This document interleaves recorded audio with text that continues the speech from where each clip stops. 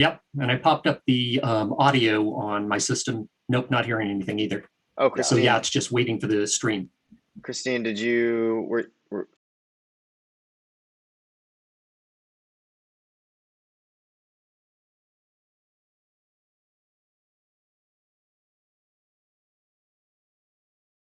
Wait, okay? I think we're Yep, live. we're all in there. Are we here? Yep, I think so. Okay. we're good to go. Okay. So sorry about the technical difficulties, but we're here. I think I just flicked between the two screens twice. But everybody can hear us. So I think it'll come back. Hold on. Is it gonna come back? Yes, it's back. Okay, cool. We're good. Okay. All right. So sorry for the technical difficulties, but we're back. Thank you so much for staying with us and tuning in. Happy Friday to everybody. Congrats for making it to the end of the week. And welcome to the show.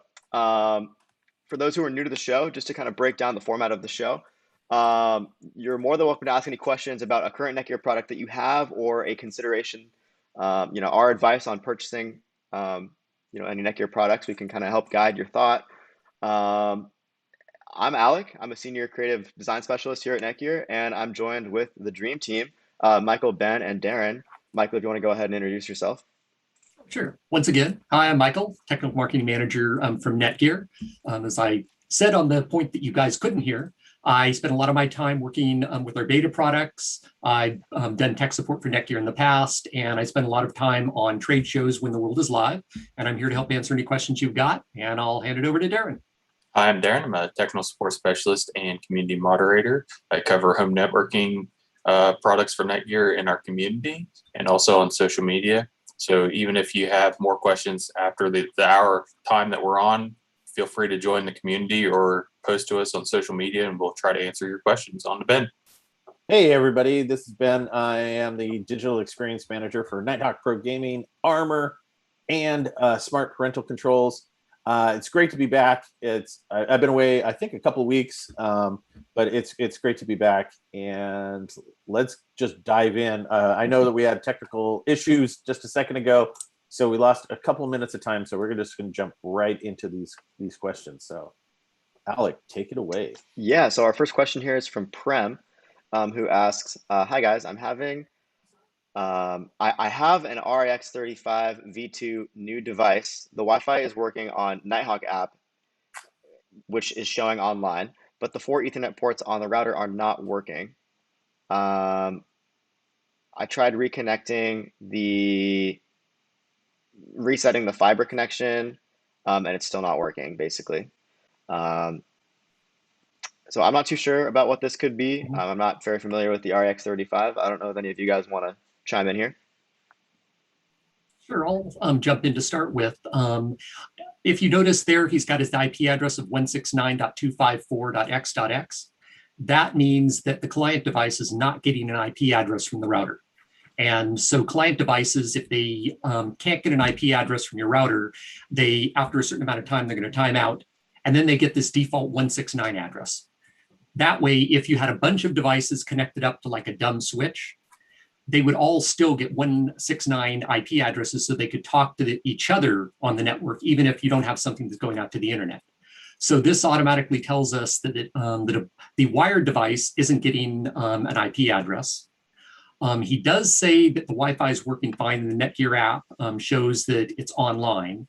I would ask, since he's obviously using a smartphone to run the Nighthawk app, if he try going out to a website to make absolutely sure that you've got a connection out there.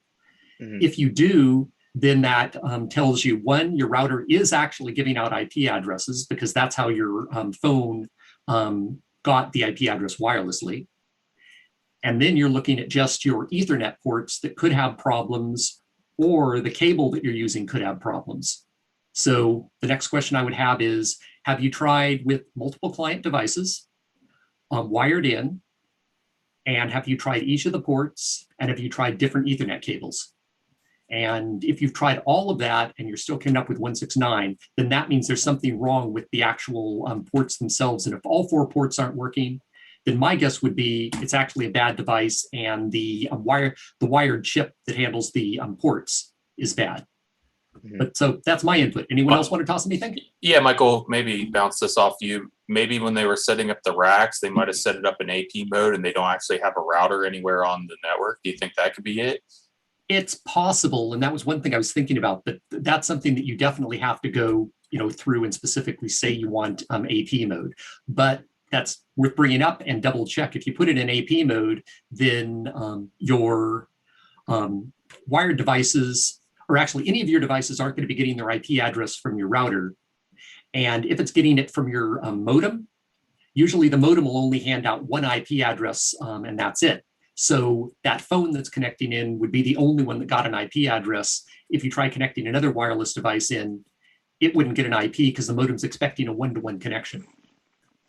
Yeah, and it's strange that only the phone is able to connect.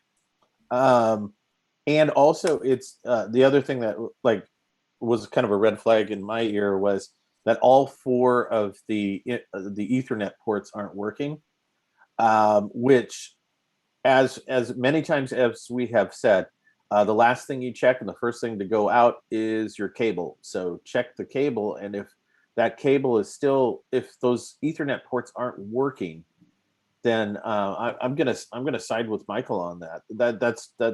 That is probably a bad device. Yeah. So we've actually gone through multiple things to check, and I think working with Ben's recommendation on the Ethernet cable is the first and simplest thing to do. Is get another Ethernet cable, try that out, see if you have a problem with that. Also try a different wired connection if you're not sure if that client device that its Ethernet port is working and actually is turned on. Like on a laptop, if you turn the Ethernet port off on the laptop, then even if it's wired in, you won't get an IP address. So that's the simplest thing, is test the cabling first. Yeah. The next step would be do a factory reset on the RAX 35 and go through the setup again. Make sure you don't go and put it in AP mode. Once you've done those 2 things, then it is down to testing the actual Ethernet ports to see, are the ports actually bad? And if all 4 of them aren't giving out an IP address after you've done a factory reset and reinstalled it as a router and not bridge mode, then I would say it's a bad device and I'd go and have it swapped out. Cool. So hopefully that answers your question. It sounds like there's a lot of potential issues, but hopefully you'll be able to isolate it based off of our recommendations here. Cool. Aside from, I like to say real quick, there's only 12 people watching. What that means is you get more hands-on today. So if you have a question, throw it in there. So where is everyone? Is the game on or something? Yeah, is there a sports? And NFL draft, 2nd round, I guess. I think that's at like 5 o'clock though, isn't it? Oh, the 2nd round starts at 5. I mean, I thought the 1st round started at 5. I thought they. Oh, I don't know. I'm not too sure. I don't really follow that too much. I just want to see who the Cardinals get. There's no big announcements. Nobody's making any big announcements. Like us? Call of Duty. Like Call of Duty season 3 started, but that's about it. Yeah.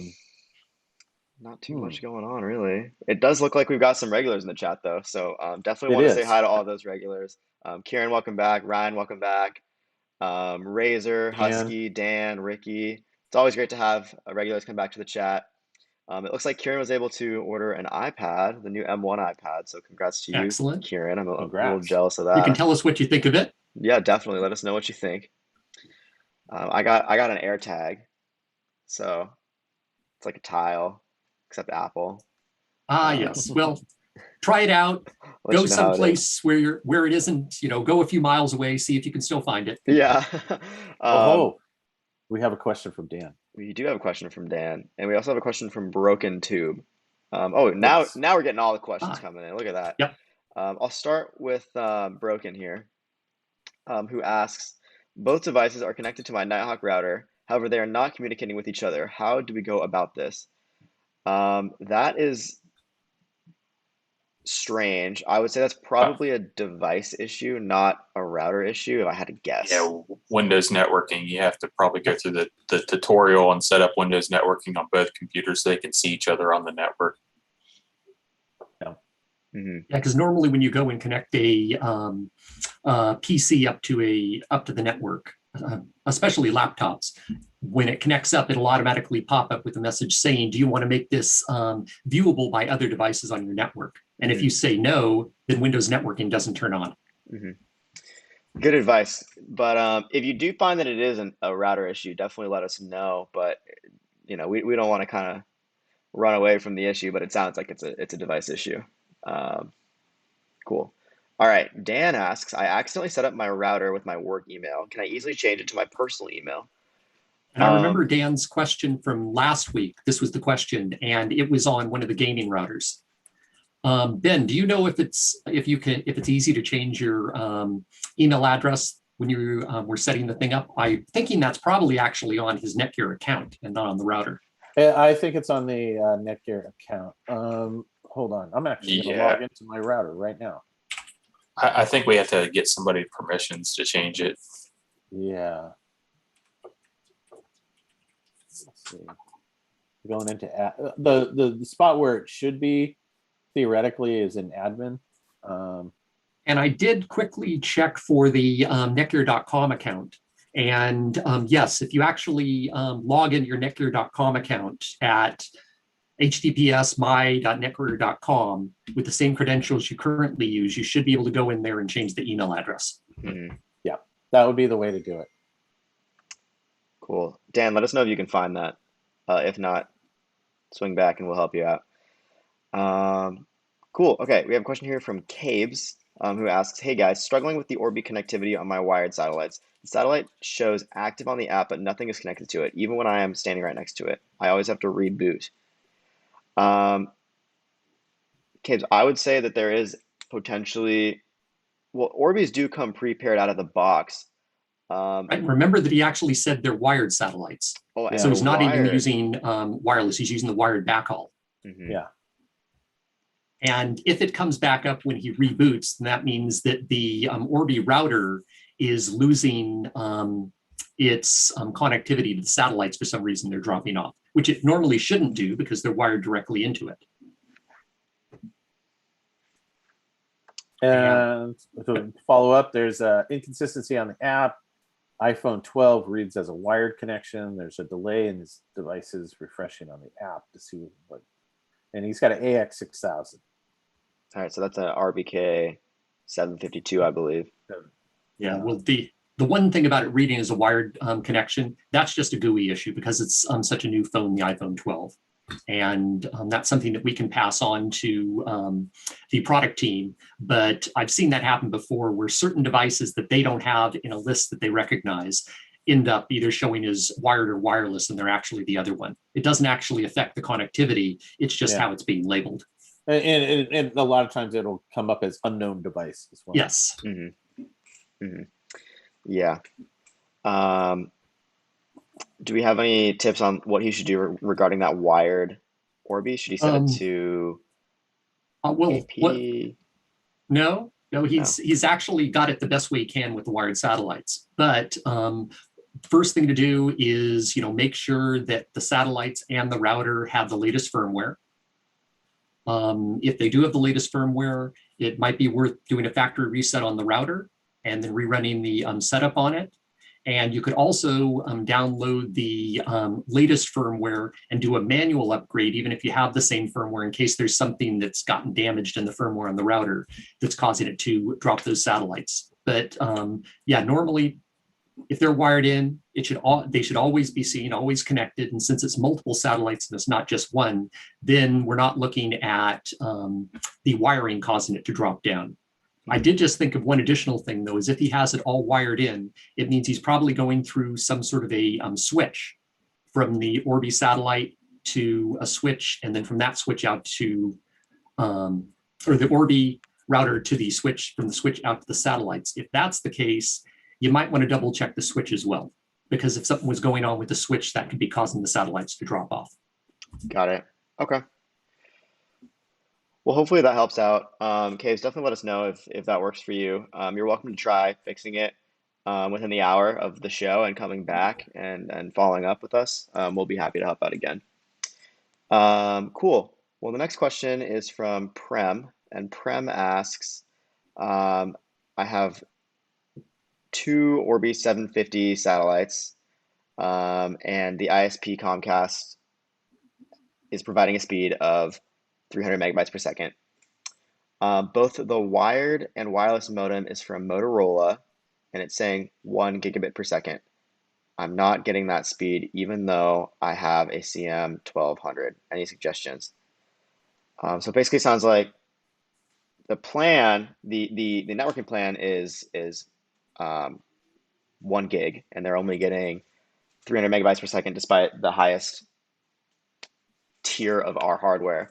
Yep. There's a variety of reasons that could be. You could have your unit in a very non-optimal spot if you have it in, say, a cabinet that has metal in it. That's not going to do, like a filing cabinet. That's not going to help out. So definitely consider environmental aspects. What else would you say could be slowing down his speed? Well, the first thing that I would do is try to work your way back from the modem down the network chain so you can figure out exactly where the speed is being lost. And the first thing to do would be to plug a laptop directly into your modem, reboot the modem, reboot the laptop, then do a speed test with that. And if you're using speedtest.net, make sure that you pick your ISP's server if possible, or a very fast server like Comcast or any of the other top tier ISPs. And so that at least will tell you what the maximum speed is you're actually getting from the internet. Because if it turns out that you're only getting 300 from the internet, then it has nothing to do with Orbi. It has to do with what's actually coming down through your modem. Since you happen to have two modems to test with, that's a great way to test on both of them by being plugged directly into one, test it, swap for the other modem, and do exactly the same thing. I have a perspective from working at a cable company. Since you're testing with two modems, I worked at a cable company for 5 years, and they use a pretty archaic coding system to get your modems up and working. So when you're swapping back and forth with two modems, that means two modems are active on your account, and your CM1200 might be coded for only 300 meg, and the Motorola might be coded for the gigabyte service. So it might be a coding error on their issue, and they need to fix the coding so your CM1200 is getting the right speed, and then they need to reboot it from their end so it updates and gets the right speed. And one more thing to add to that, which I ran across, is also you want to make sure that Comcast, especially I know because that's who I have, that the modem that you're actually using is at the top of the list of the modems that they have set aside for you, because every time you register a new modem with them, it gets added to the list. Yep, and it stays on the account. It stays in the account no matter how long ago you got rid of it.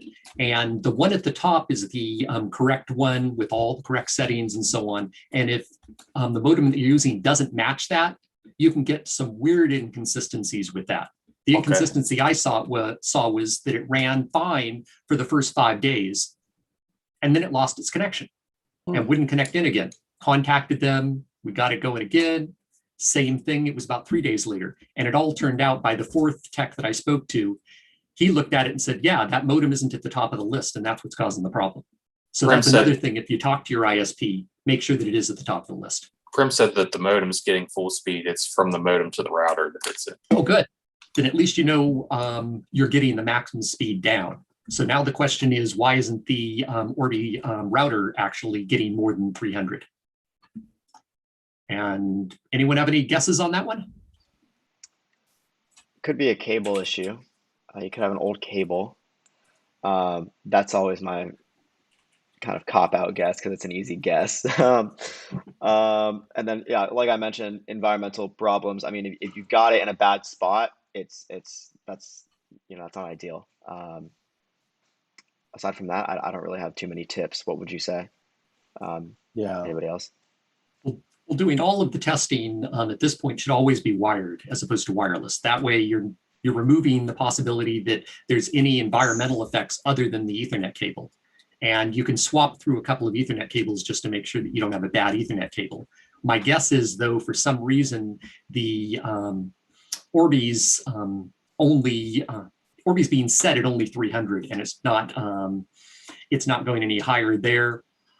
First thing would be, factory reset on the Orbi and run through the setup again. I know on some of our other routers, it actually does a speed test and sets what it thinks your speed is. And if when it's doing that test, it's not getting the maximum speed, then it always says you can't go higher than that. I don't think the Orbi has that same functionality in it, but it would be worthwhile to actually do a factory reset on your Orbi router and then rerun the setup. And of course, making sure you have the latest firmware on that and on the satellites, but that's a no-brainer there. Mm-hmm. Cool. So hopefully that helps out. Definitely, there's definitely a lot of ways you could move forward from here, but try out some of our advice and see how that helps you. Cool. So question here from Hamad: Can a Bluetooth network of devices be linked to your Wi-Fi network as a bridge of sorts? I don't believe that's possible. That'd be kind of cool, well, though. Theoretically, you should be able to do that if you actually have like a Bluetooth hub that plugs into, that has Ethernet connected into it. And so it's actually doing the translation from Bluetooth over to Ethernet. But that would be a very specific device. In general, though, there's no way to use Bluetooth just to directly connect into our network and connect as if it was a Wi-Fi device. Yeah. Yeah, and having like a Bluetooth Ethernet converter device, I mean, you might as well just connect to Wi-Fi at that point. It's a little silly. And normally you're going to have it connected up that way anyway, because if you have a bunch of Bluetooth devices that are creating their own network, normally they have to be talking to a hub to do it. Mm-hmm. They're not, one Bluetooth device isn't talking to 5 different devices all at the same time. Right. Okay.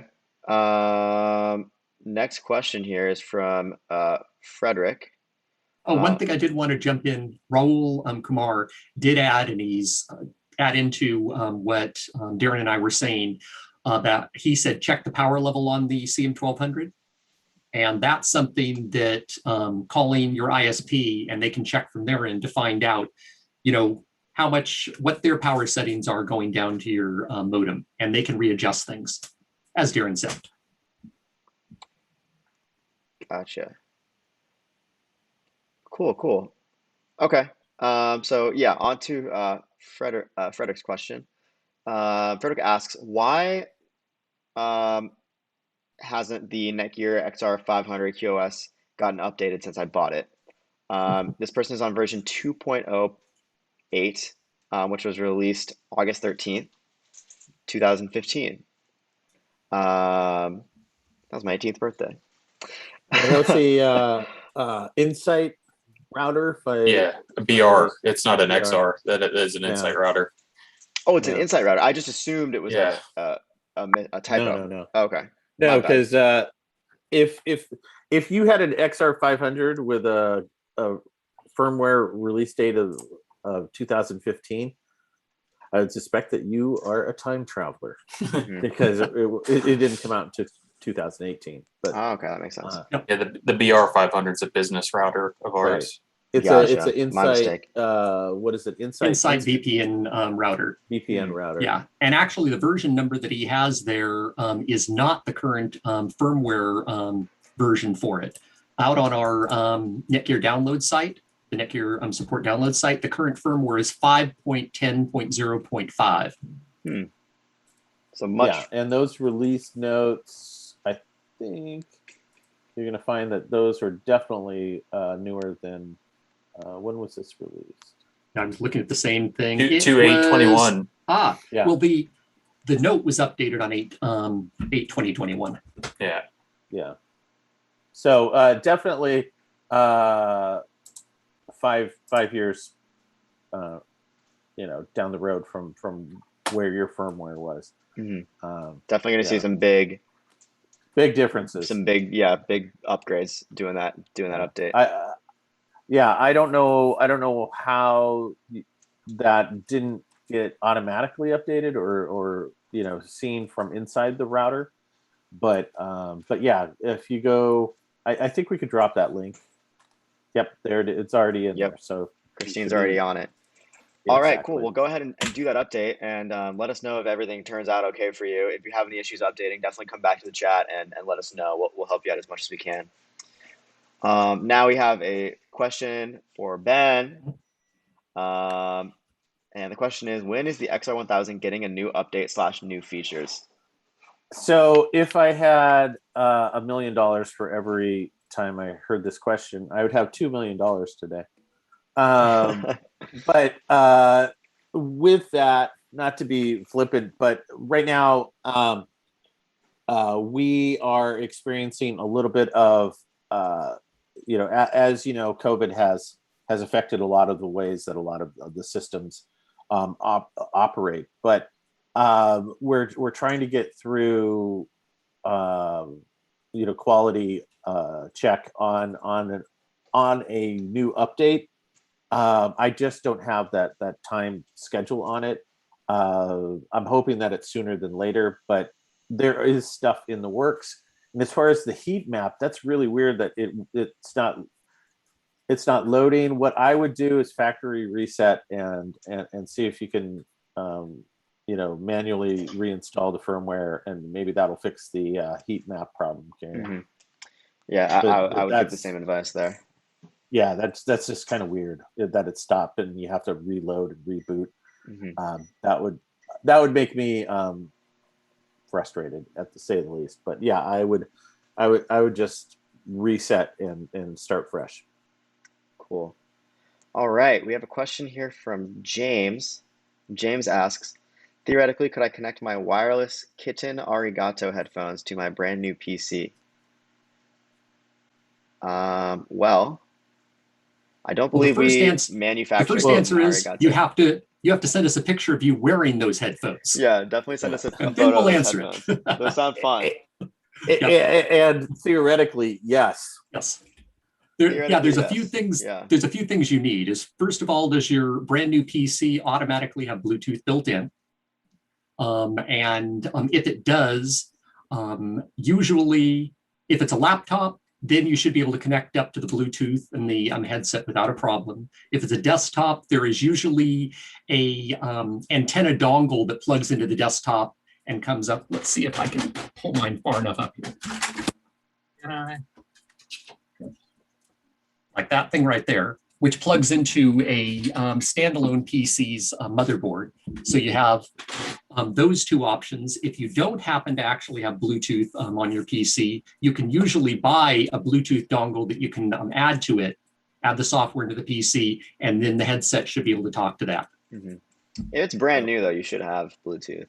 You should have Bluetooth, or you should, and also with those headphones, any wireless headphone that I've purchased always has like the dongle that I can plug into the USB. Mm-hmm. USB 2 or 3. Well, yeah, it depends. It depends on the headset, though. That a lot of the Bluetooth headsets, they're expecting you're going to be hooking up to like Bluetooth speakers, right? So they don't have a dongle with them. But you can always buy a third-party Bluetooth dongle if your PC doesn't already have it. Mm-hmm. If it's a newer PC, especially if it's a laptop, you're guaranteed to have Bluetooth in it. If it's a desktop, the newer motherboards have Bluetooth built in. Otherwise, you may need a dongle.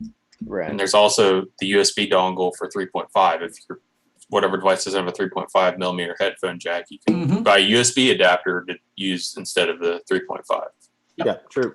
All right. Well, try out some of those options. Hopefully, you can get your headphones connected. Cool. Question here from Broken again. Can a phone / fax machine be plugged into the RAX 78 LAN ports and work? Broken, that's going to really depend on your client device. That's going to depend on your phone or faxing machine. If they have an Ethernet port, then absolutely it can connect to it. But if they don't, unfortunately, you're going to have to run that wirelessly. Right. And also make sure that the port you're looking at is actually an Ethernet port, not a phone jack port. Right. Yes. They look a lot alike. The phone jack port is slightly smaller.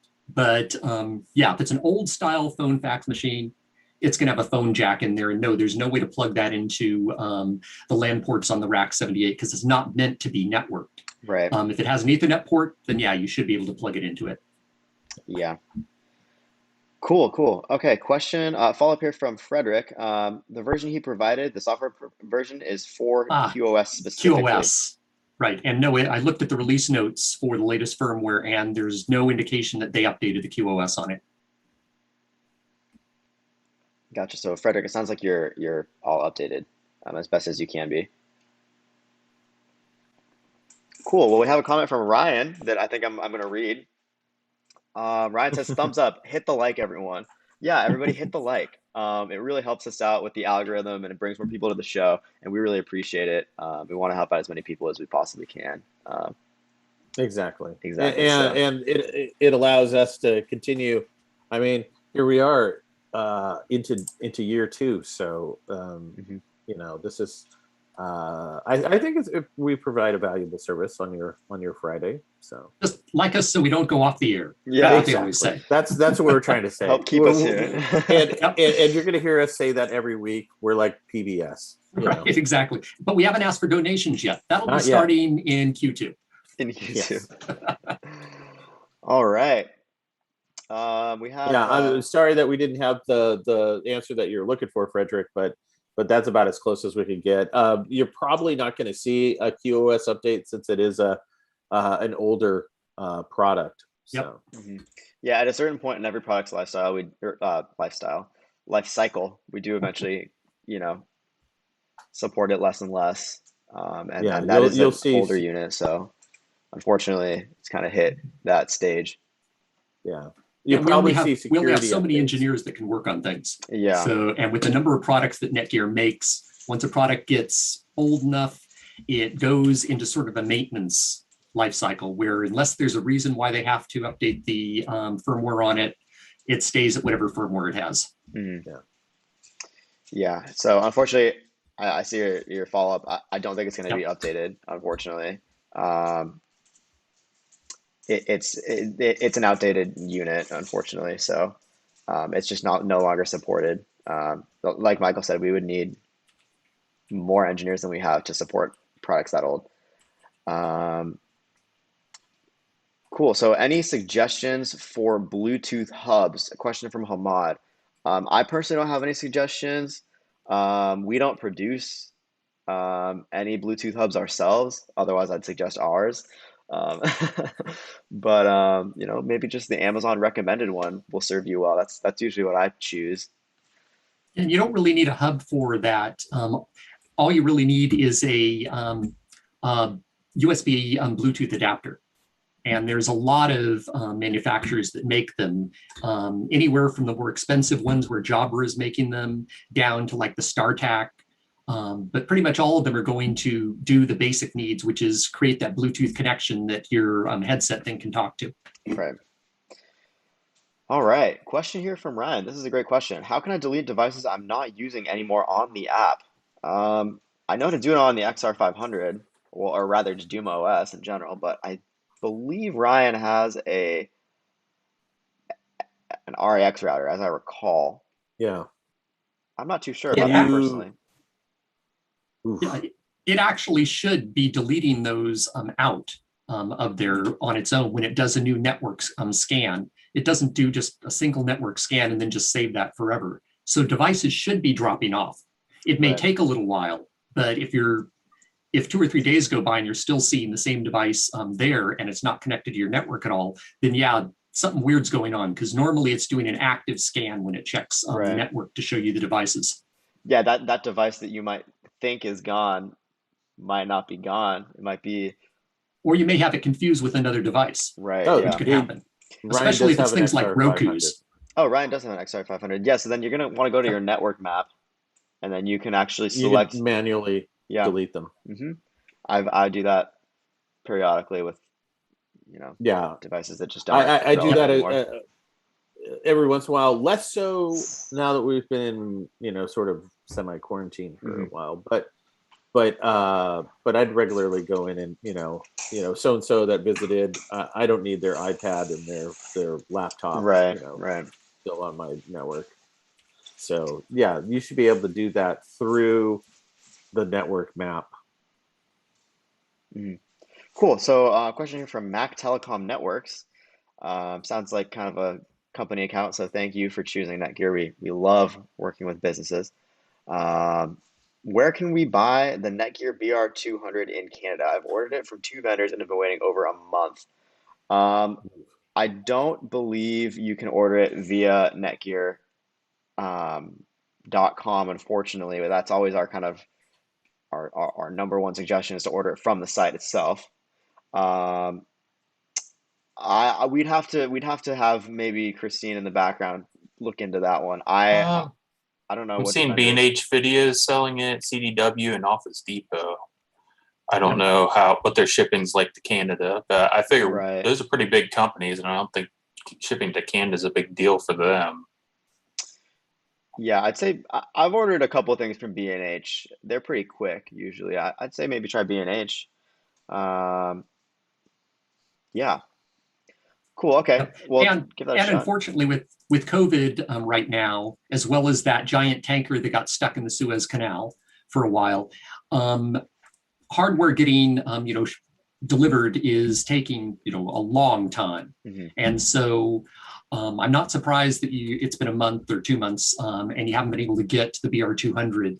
Depending on the supply, and chipsets are also a problem on getting things produced. It can take a really long time. The Right. world's a messed up place right now. It's slowly getting better, but it is taking a really long time. Hmm. Yeah, anything that requires any sort of uh, any dependency on chips and chip manufacturing right now is a world of pain. Right.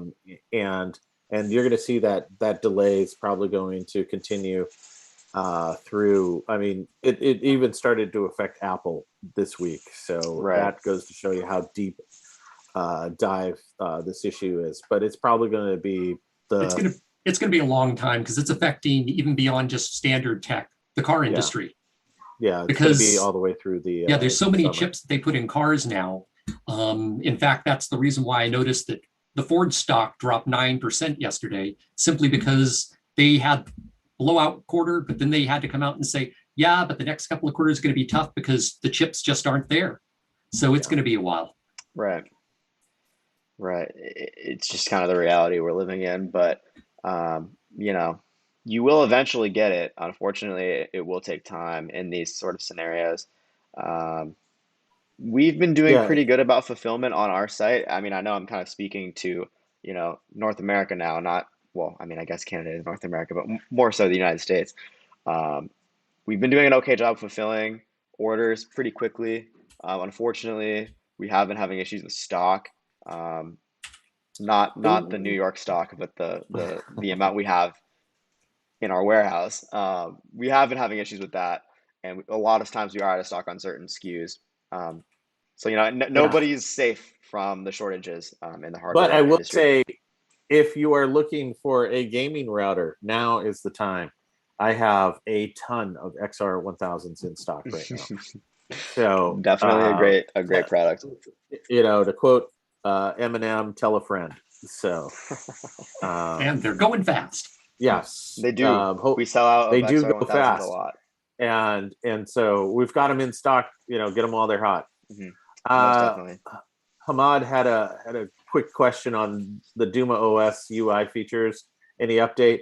Like I said, we're trying to get another update through, but we've got some internal challenges. I'll say that, but you should be seeing an update. I want to say in the near future. I Mhm. can't say soon. I can say in the near future. And a shout out to Ricky B. I'm glad you like my t-shirt. Yes. All right. Question here from Frederick. I can see on your website the BR500 got replaced by the BR200. What's the difference? Isn't 200 inferior to 500? Um, Not that's necessarily in our naming convention. Yes. yeah. Each department at our company has a different naming convention, and that is going to be in the business department. So they might have a different naming convention than our consumer home products department. So you would think that 200 is inferior to 500. Not always the case. It really just depends on who's coming up with the name. But That is typically a good assumption. All right, question here from Cabes. And Cabes was the individual that was having issues with his RBK 750. It sounds like he has a 754 kit. Two satellites had an older firmware. Router and one satellite have a current firmware. Would this cause a connectivity issue? I would say The answer is absolutely yes. yeah, I was gonna say yes. Yeah, depending on, especially depending on how far apart the firmwares are. If it's just one step away from the last firmware, then it's a toss-up whether or not you're going to have problems. But the farther back you go on the firmwares, the more likely the chance is that you're going to have problems. So you definitely want to make sure that you have the latest firmware on the satellites and on the router. Definitely. And not even just for connectivity issues, but for security, there's so many things that can come with each update. So, really advisable to set all of your devices to automatically update. It's going to be very advantageous for you and your security and your ease of use. And Cade did ask an additional question on whether the router and the satellites update at the same time, and do you have to manually do it? By default, they should all update at the same time. Mm-hmm. You should be able to see that if you log into the router, go to the admin screens and the administration tab, go to firmware, and it should pop up first showing you that you have the router and whatever satellites are there. You're going to see the current firmware that they have, and then the far right column is going to show you whether or not there's a new firmware. If it thinks there's a new firmware, and then it'll say downloading it and updating, and it should do all of them. I have ran across times where, especially if the firmware is too old, it doesn't automatically update that on like the satellite. And if it doesn't, then I would recommend going in and doing a manual update on it. Mm-hmm.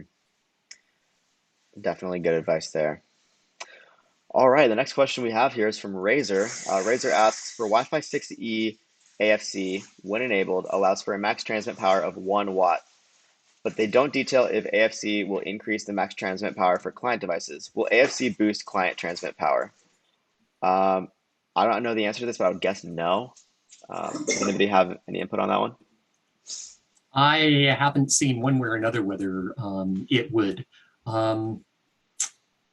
Chances are it wouldn't, just simply because client devices, they put out far less power than your router actually does, and I don't think they're going to be boosting that. But they might do it when you're on the 6E channel.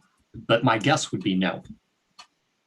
Yeah, I would guess no. I don't see very many scenarios where your router is like tweaking settings on your client device. I don't think that ever happens almost. No, I'm thinking more if he's using Wi-Fi 6E, obviously, or I should say, I'm assuming he's talking about using a 6E client as well.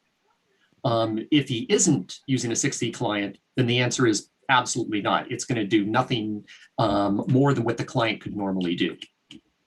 Mm-hmm. Well, hopefully that answers your question. That one went a little over my head, unfortunately. And I did poke around on Insight routers, and like the 200 is the only one that is currently Yes. available. I think I'm not so. This is a situation where we need Brett, but we could kind of poke around. I don't really have a clear answer for you on that. It does look like the 200 is not as robust as the 500, just on a casual glance. Mm-hmm. But I want to go to our expert, Brett, and see if I can get an answer from him, and probably come back to you next week on that. Definitely. Yeah, it looks, I did a quick check on the specs there, and they're very similar, except I think the amount of memory, there was more RAM on the BR500 than there is on the 200. Yeah. But otherwise, the specs look almost the same. Yeah, pretty close. All right, cool. Well, next question here is from Jake. Just because I'm curious, do any of you use Starlink? I do not. Nope. But No one I know. I have a friend who's put down his money for it, and I'm really interested in finding how well it works out for him when he finally gets it. but I haven't talked to any living person yet who actually has been able to use it. I have not Yeah, either. and as somebody that plays games, I'm still a little bit weary of sending my signal out into space and then out to the internet and then back from space. So I'm curious as to see what the latency is. I know that they're saying that it is not that bad, but not that bad is pretty vague.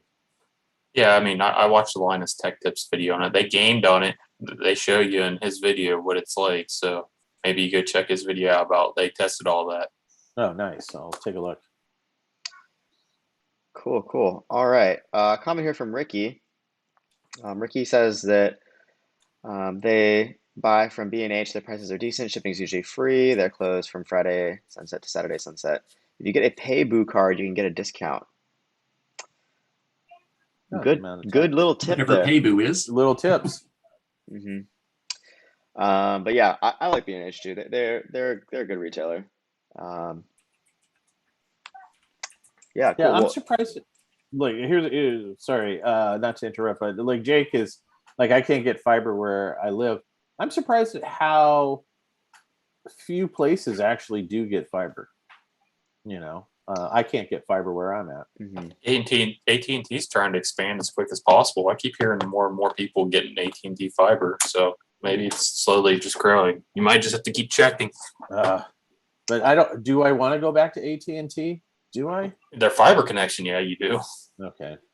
And it depends on where you're actually, living, because to replace a current infrastructure with fiber is huge amount of money. So there's got to be a lot of people living in that location to make it financially feasible for them. Like where I live in the Santa Cruz Mountains, they're not going to see fiber for decades No. because there's not enough people to make it pay to run fiber 20 miles up into the mountains. right. Very good point. Las Vegas.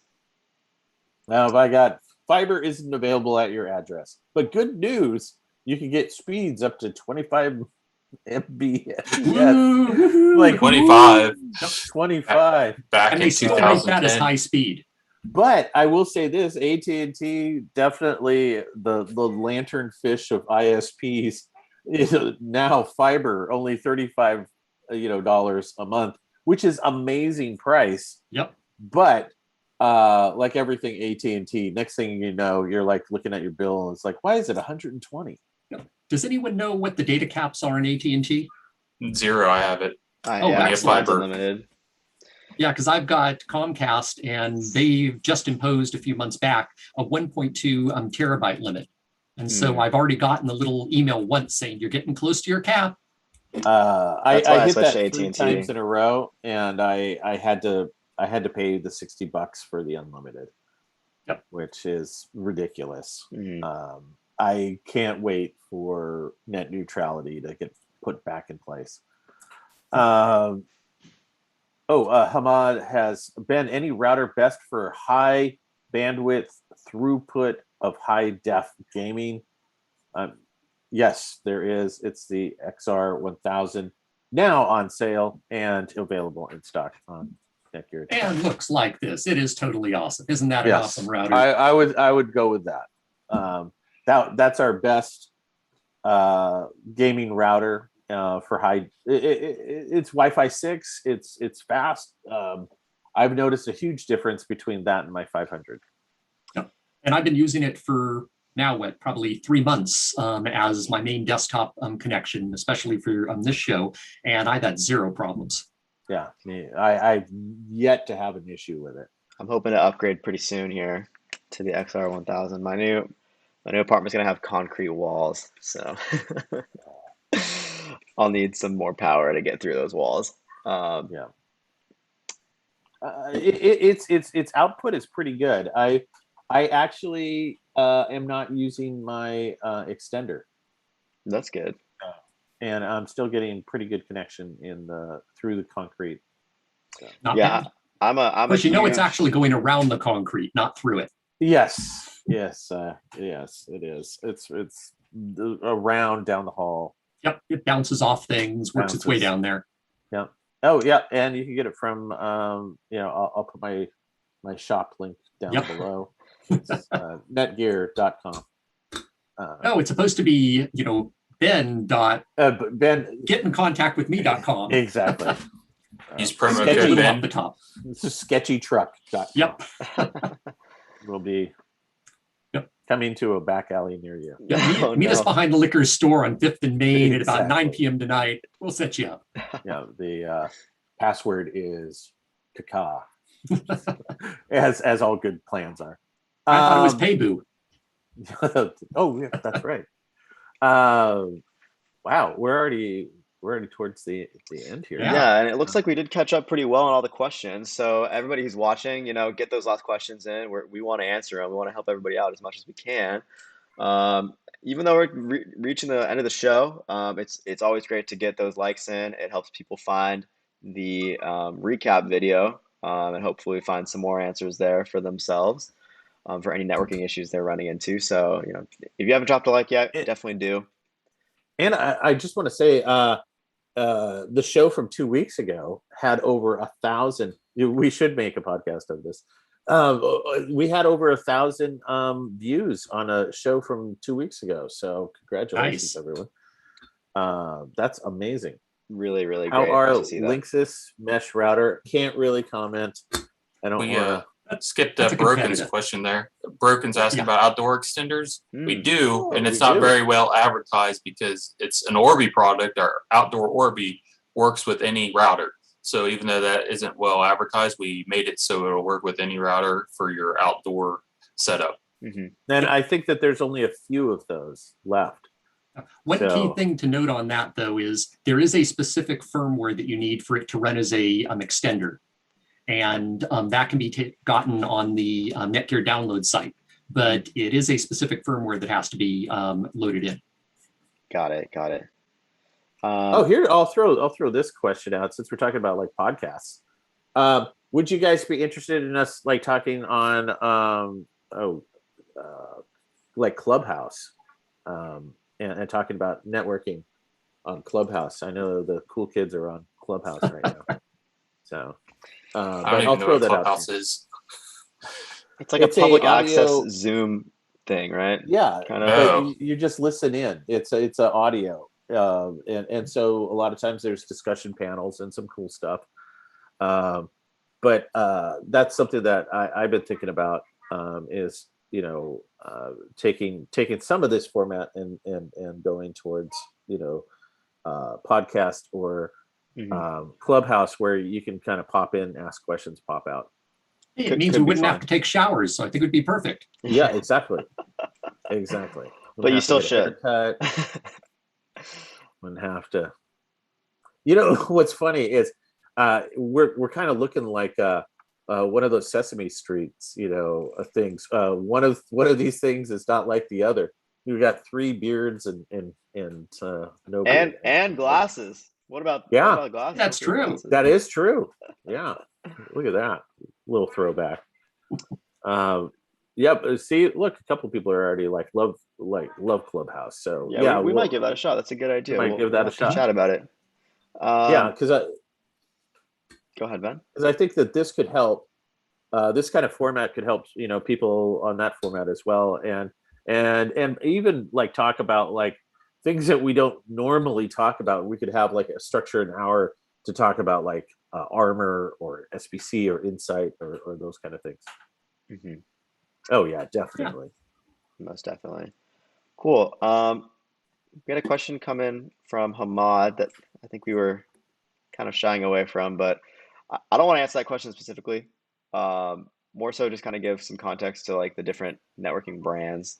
We definitely kind of aim to be more on the premium side, although we do have a lot of affordable products in our portfolio.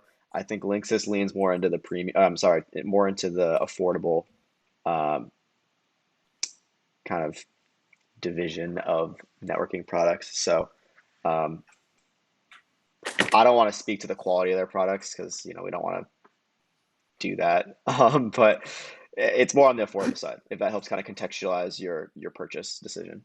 Say I actually checked on some of the Linksys VLOP mesh systems, and they're getting pretty pricey as well. Oh, I'm wow. looking at them. Yeah, in fact, one of them here is $699. So no joke.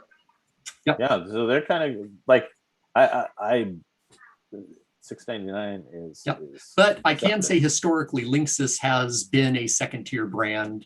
They've been purchased by other companies since they were originally their own standalone, and so they've had a portion of the market share, but it's never been that big, even though they've been around for a long time. So, question on streaming. I think Ricky, you're saying that the XR1000 versus the AX 5400. If you were a streamer, it doesn't matter if you're like streaming board games or Call of Duty or just tabletop or whatever. The Duma OS actually has a setting in the QoS where you can prioritize streaming on your upstream, which allows you to have a better bandwidth, better bit rate, and better stream. So I would default, if you're streaming, and it doesn't matter what you're streaming. And I'm assuming streaming, when people talk streaming, I'm assuming content creation. I would say the XR1000, because you're going to be able to prioritize that. Otherwise, you're going to have to go in and do some port juggling and stuff like that. But the XR1000 does it for you. Good tip there. It looks huge. like it's a huge thing that like not a lot of people know about, and I would love to shout from the mountainside a lot more. Is it if you're a streamer or content creator or any sort, the XR1000 is absolutely gold. It should be part of your setup just as much as your Yeti mic or your 1080 camera or your software. It has, like, it should be part of that kit. definitely. And I also think that another component to a really good streaming setup that really is underappreciated is a good network attached storage system. Oh Um, yeah, you know, absolutely. obviously, you're gonna want to be doing recap videos on YouTube, doing that kind of stuff is really become a central part of being a content creator, it seems. And you need to save those videos, and you don't want to be saving them on your SSD on your laptop. You're going to fill it up real quick. So um, network attached storage is really, really key, and it's a great way to transfer data at an incredibly fast speed. I have a NAS that I use for work, and I drop all of my big files on it, and it's been a godsend. I haven't even filled up like a quarter of my Mac hard drive because it's all on the NAS, all the legacy stuff that I don't need anymore. So great system to include. But I think with that, we reached the hour here. So thank you all for tuning in. And if we missed your question, we apologize. Definitely come back next week. We'll be here to answer any questions you have.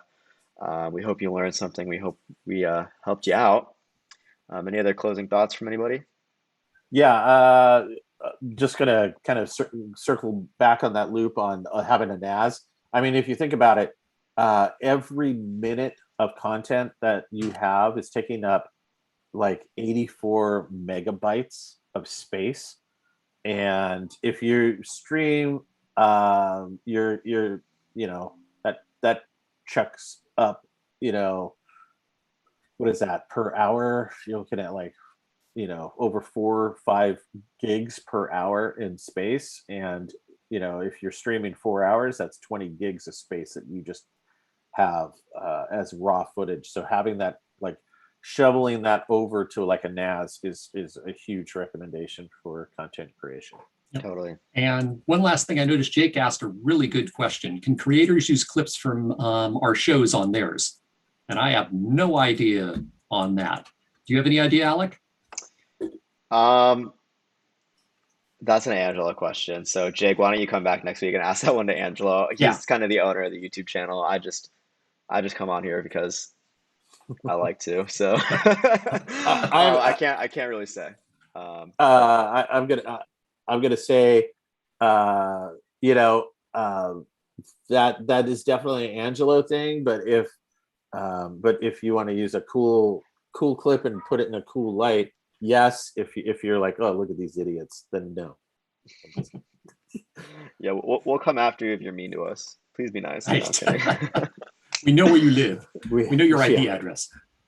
So thanks everyone. Thanks for making this a great show. Mhm. Yeah. Thank you so much, and everybody have a safe Everybody. weekend. Yeah, we'll be back next week. Until then, take care. Yep. Bye bye. All right. See you later.